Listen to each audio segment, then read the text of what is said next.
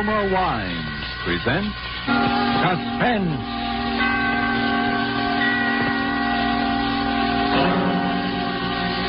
Roma Wine, made in California for enjoyment throughout the world. Salud. To your health, senor.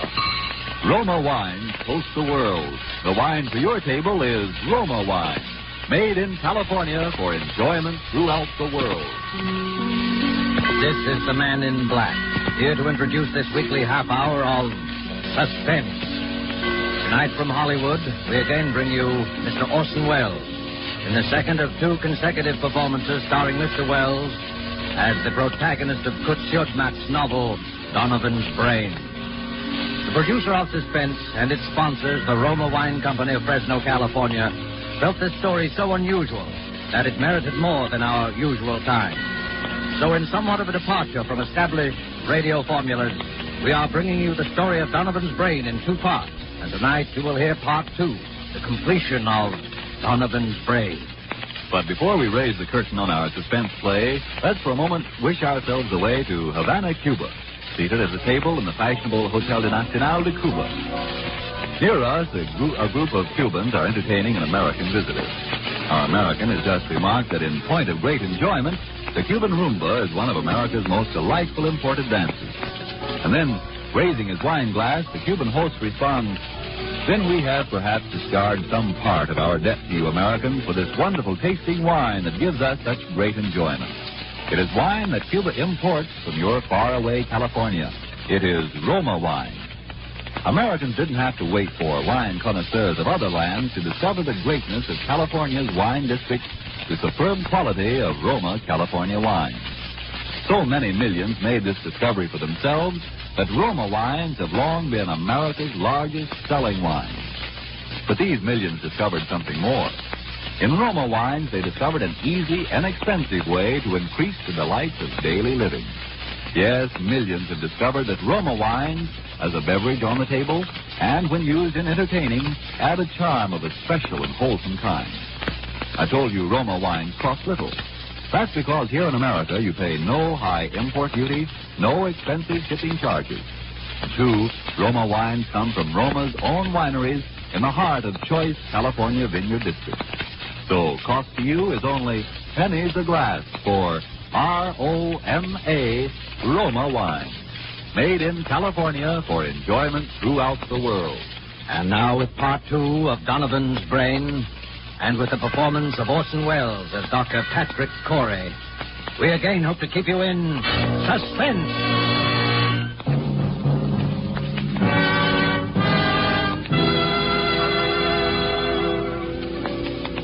As I sit now outside my laboratory door writing, under the heading Experiment 87, this final entry in my casebook, I know that these are the last words I shall ever write upon this earth. For those who seek some explanation, I refer them simply to this casebook. Let them read it carefully. Perhaps they may then in some measure understand, if not condone, the awful circumstances under which I have been driven to the most appalling crime against God and nature that it has ever been the fate of mortal man to perpetrate.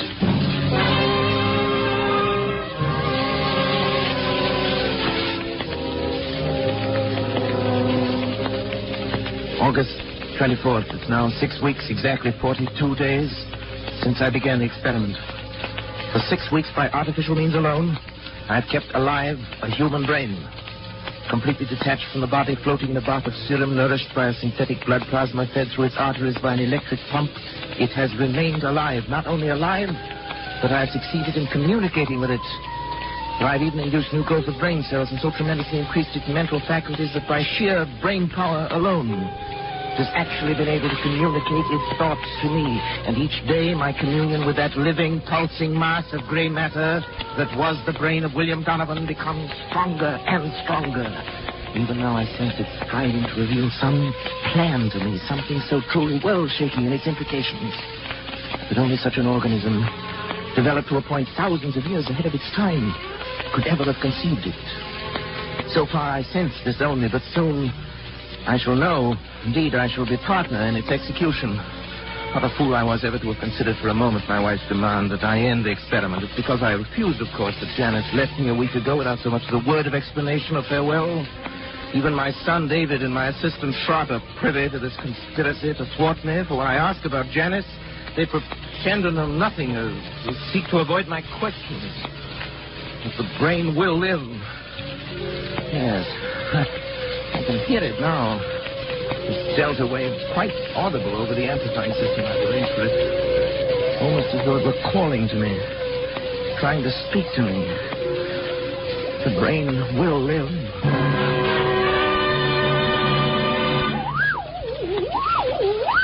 Donovan? What is it? What are you trying to tell me? Go on, Donovan. I'm listening. Go on. Go on. Go.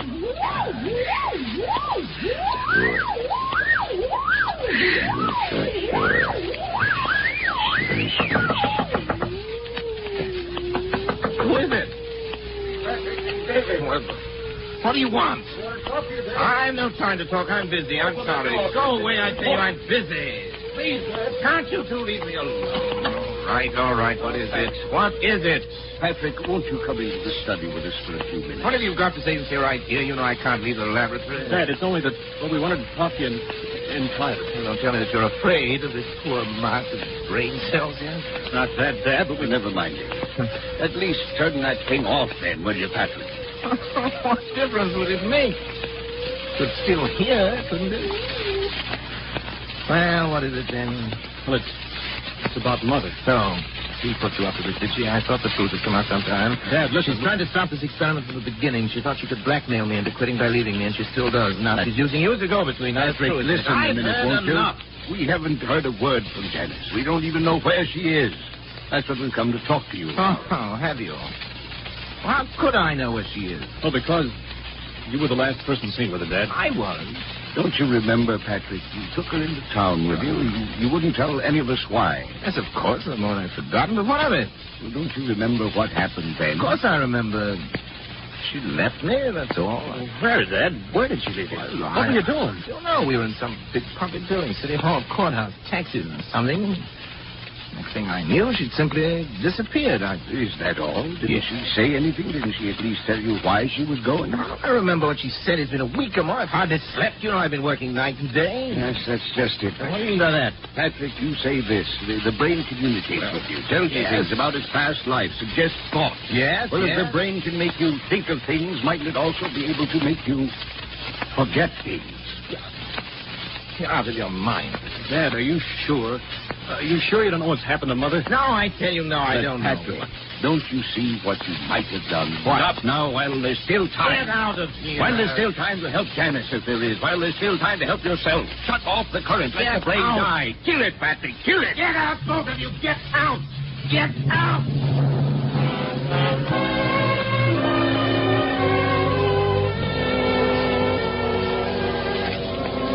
August 26th. The brain continues to communicate thought fragments more and more easily, but nothing further on what I've come to think of. I'm now sleeping a great deal, but my dreams are becoming increasingly troublesome, although I'm at a loss to analyze them. Most frequent is a sort of vast cosmic valley presided over by the colossal figure of a young man whom the population of the earth were moving past him in review at his command.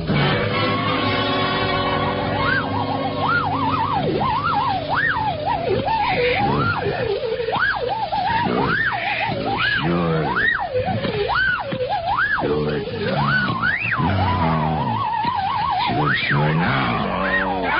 Help me, someone! Trot! Let's go! David! Never mind. Now, here, help me with Trot. He's fainted. No, David, don't let him. It's all right now. Here's a glass of water. What's the matter? You're trembling all over. You're looking at me that way for you. Look how frightened out to death. Dad, you... What happened here? Anyway, I came and found you on the floor. Your hands around your own throat. That had been for me. Why's your luggage all packed? I was going to leave. Leave? In the middle of the night? Why? Because Whose box has been opened? It was you, Trot. You were going to shut off the current. You were going to kill the brain. Patrick, you tried to strangle me. What? It's true, Dad. That's why I had to slap you. That's absurd. I came in here and found Schrott with his hands around his own throat. He was strangling himself. Dad, please think a minute. Nobody can strangle himself. Look at these marks on my throat. No. You think I could have done that? Well, it's not possible, and yet... It's true, Patrick, that I tried to shut off the current. I was afraid for you. But as I opened the fuse box, I heard the delta waves in the laboratory suddenly become stronger and louder than they'd ever been before. And then... Then I... Yes. And the brain mill? Yeah, you even spoke in Donovan's voice, That Patrick. voice, his That voice. recurring phrase of his. Sure. In his very tones, his very accent. You've created a monster, Patrick. It has the power to make me commit murder. The brain must die. Pull the switch in the fuse box, Patrick. It'll only be a matter of seconds, Yes. and then... Yes, But You've got to, Patrick. Schrott, David, help me. I can't move. Come in. Pull the switch, honey. Schrott, David, go on. You too? It's paralyzed, Pat. The brain won't let itself be killed. Then it has the power to live on. And on. To command us as long as we live. To make us do anything it wants. Kill. Murder. Dad, what are we going to do? Listen. Brain. It's nothing.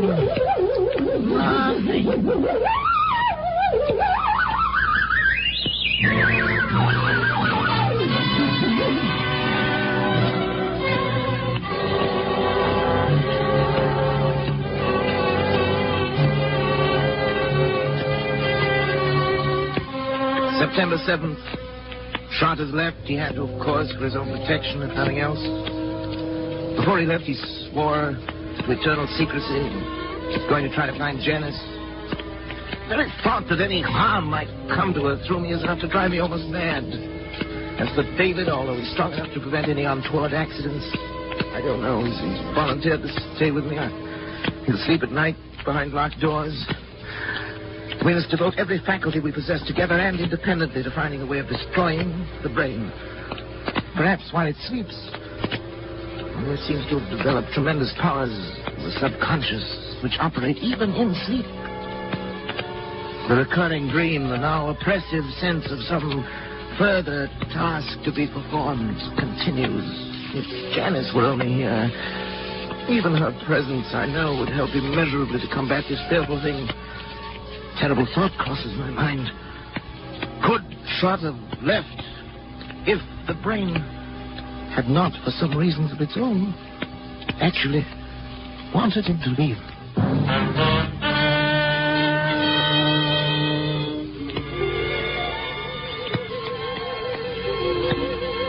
September 10th. My thoughts are less and less my own. The dream of the young giant bestriding the earth, the figure without a face, pursues me now, even in my waking hours. Increasingly, I seem to live in a world of evil fantasy, peopled and controlled by the mind of William Donovan.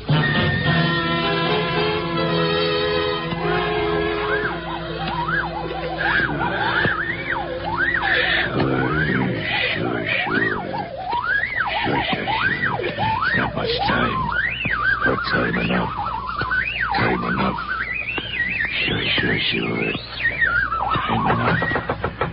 Sure. Hello? Who is it? Patrick? Oh, Janice. My darling. Janice. Hello, Patrick. Sweetheart. Darling. How are you, Patrick? Oh, I'm well enough. But Janice, where have you been? Where have I been? You have no idea. I've been half crazy worrying about you. Did Schrott finally find you? Yes. Schrott found me. Janice, why did you leave me that day? Why didn't you at least tell me? Where did you go, darling? I was with friends. Well, did Schrott tell you anything? No, nothing special. Well, Janice, I know I haven't been a very good husband these last months. I haven't been very kind or very considerate or even civilized. I haven't been myself, Janice. I know, Patrick. My poor darling. If you'd only known how I missed you after you left, how I needed you. I need your help.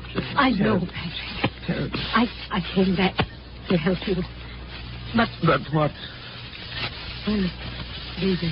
He's asleep in the next room. That is, lately he's tried to make it a point to sleep only when I didn't. Trying to keep an eye on things. Patrick, I'm going to help you. All I can, any way I can. But first, I want to take David away. David? Why?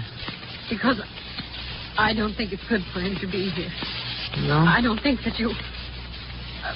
Patrick, I don't want to torment you.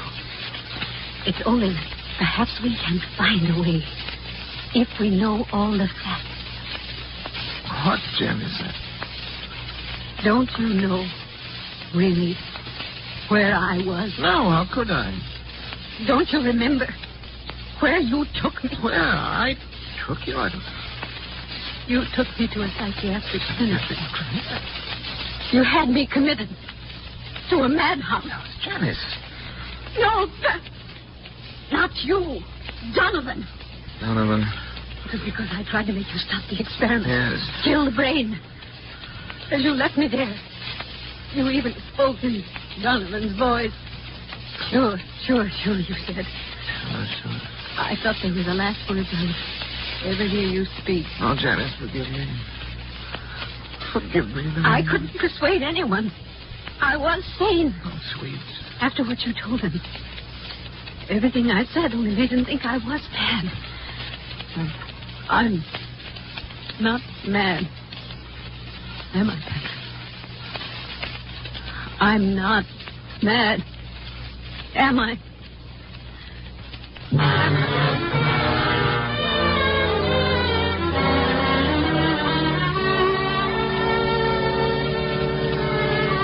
Janice will be gone for some 3 hours. I've sent her into town for Dr. Zanger, the psychiatrist.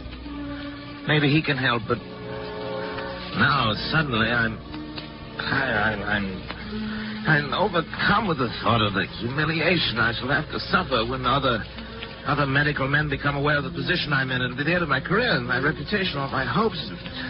Folly to think that Zanger would keep it to himself. Indeed, he'd have no right to. I can bear it if I must, but another way, a possibility occurs to me, and I've been thinking it over. There's no harm in trying it in any event. I must try. I have 3 hours.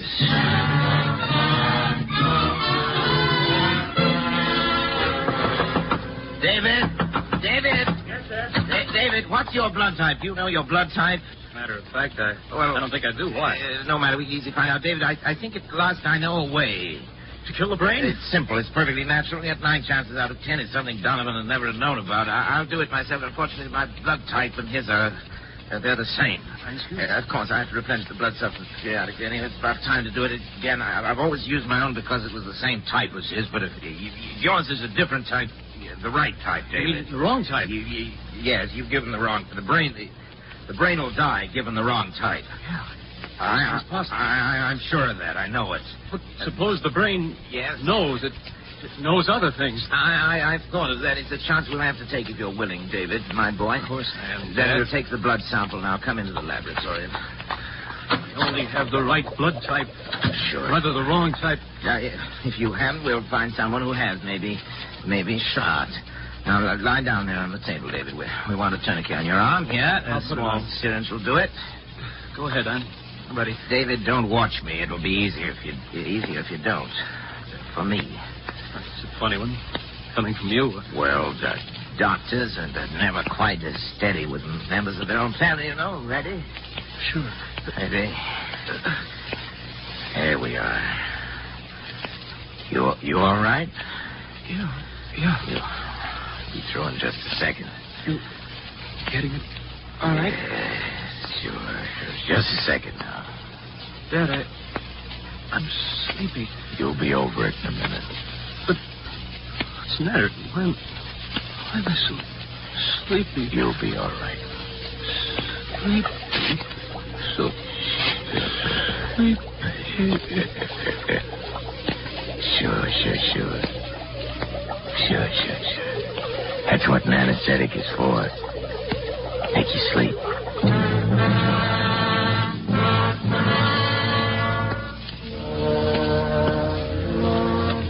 I was somewhat surprised to find the instruments sterilized, already laid out, but I worked more rapidly and skillfully than ever before in my life, I think. I made an incision just below the hairline, laying back the scalp as far as the base of the skull. I trepanned the cranium at 2-centimeter intervals, working back and downwards to the upper edge of the occipital bone. With the Geely saw, I cut through the connecting bone structure and removed the entire top of the cranium, placing it in saline solution to preserve it. I made a semicircular incision in the dura mater, laying it to one side, exposing the brain. As I dissected out the facial, auditory, and pneumogastric nerves to free the medulla oblongata, I became conscious of an insistent clamoring, something like a mounting hysteria in the distant regions of my mind. Almost as strong as the irresistible compulsion that drove me on. But my hand did not falter. With a sure stroke, I severed the spinal cord just below the first cervical nerve.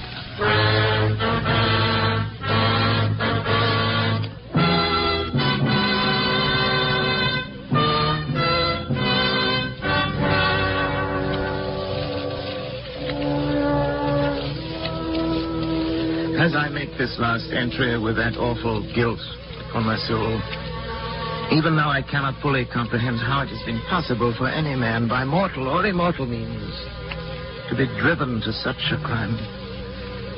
Even the divinity himself did not demand of Abraham that final sacrifice of expiation.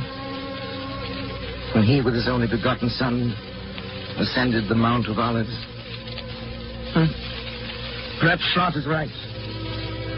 Perhaps there is indeed in man some spark of the divine that will elude our test tubes and our laboratories until the end of time.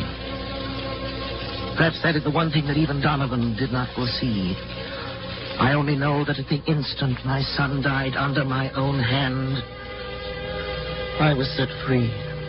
At that instant, I saw and understood for the first time that monstrous plan born in the brain of William Donovan, of which I was to be the instrument. It was the plan I had glimpsed but never grasped in the recurring dream. Donovan did aspire to the domination of the world. And with those tremendous mental faculties that I myself had given him, it was literally within his power to become the absolute ruler of all mankind. Only one thing was lacking, a body, a young, strong body into which those ever-growing brain cells could graft and affix themselves to live on. And on, perhaps, for centuries. He chose the body of my son, and now... my son... At last, too late. I am free to destroy this foul thing of my creation. I know it as surely as I know that my own life must be forfeit. And the brain also knows. I can hear the disturbed, erratic oscillations of the delta waves coming through the laboratory door. But there's no room left in me now for fear. I shall take the 6 steps from the desk where I'm writing this across to the laboratory door. How often I've taken them in happier times. I shall open the door, close it behind me for the last time, and write finis to the mortal life of Patrick Arthur Corey and the brain of William Horace Donovan. May others learn from the record I leave here the lessons I've learned so bitterly and profit by them. And for the things that I have done, may God have mercy on my soul.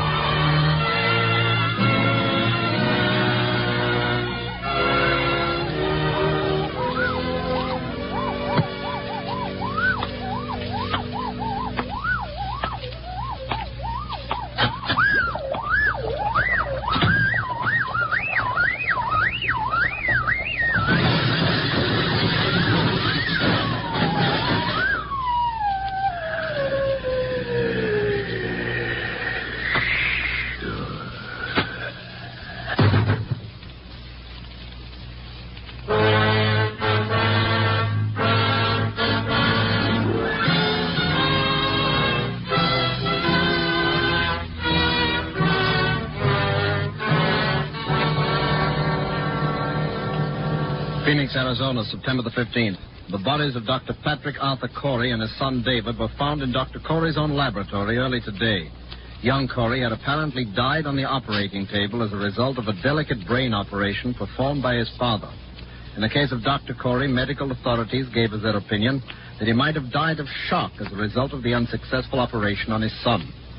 A curious feature of the case was the fact that numerous pieces of tissue identified as being from a human brain were found scattered about the laboratory floor, while a larger section of brain was found in the midst of an elaborate apparatus, evidently part of a scientific experiment.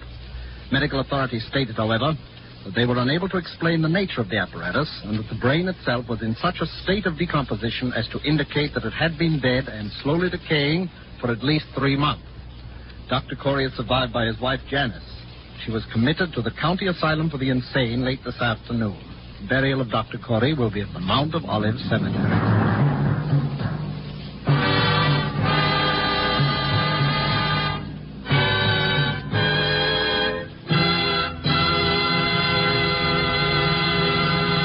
And so closes Donovan's Brain, Part 2. The completion of 2 half-hour presentations of Kurt Siodmak's story presenting Orson Welles as star of Suspense. Suspense is produced and directed by William Spear. Did you know that these Roma Wine suspense dramas are setting a record for the millions of delighted listeners they are attracting? We want you to feel that by tuning in the Suspense program every week, you can count on real radio enjoyment. Well, in even more dramatic style, the popularity of Roma wines is also record-breaking, because Roma wines are by far America's largest selling wines. Millions make sure of great wine enjoyment simply by asking for Roma wine. Here's something else these millions have discovered. You don't need fancy glassware or a special occasion to enjoy these zestful, taste-delighting Roma California wines. Roma wines possess lip-smacking flavor and zest because they come from Roma Wine's own wineries, right in the heart of the magnificent California wine grape districts. And you can enjoy them as a daily delight, because the cost is only pennies a glass. Ask for R-O-M-A, Roma Wine, made in California for enjoyment throughout the world. This is Orson Welles. Next week, Mr. William Spear tells me, and he'd like me to pass the information on to you, that Suspense will bring 2 exceptionally fine artists, Miss Ida Lupino and Mr. Vincent Price, in a play by one of radio's outstanding authors, Lucille Fletcher. I want to hear that, and I know you will, too. Money invested in war bonds now helps ensure a healthy, prosperous post-war America. The kind of America we will want for our children as well as ourselves. Don't forget, then, next Thursday you will hear Ida Lupino and Vincent Price in Suspense. Presented by Roma Wines, R-O-M-A, made in California for enjoyment throughout the world. This is CBS, the Columbia Broadcasting System.